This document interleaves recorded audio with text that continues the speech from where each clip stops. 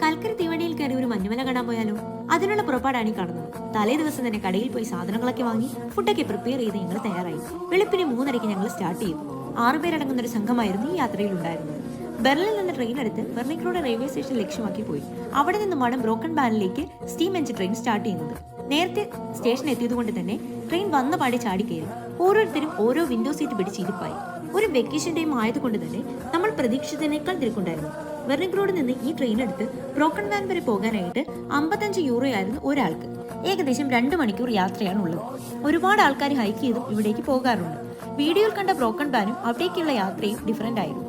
Full മഞ്ഞു മൂടിയ കാഴ്ചയാണ് നമ്മൾ പ്രതീക്ഷിച്ചത്. എന്നാൽ നമ്മൾ പോയ ദിവസം ടെമ്പറേച്ചർ ഒരല്പം കൂടുതലായിരുന്നു. അതുകൊണ്ട് തന്നെ സ്നോ ഉരുകി തുടങ്ങിയിരുന്നു.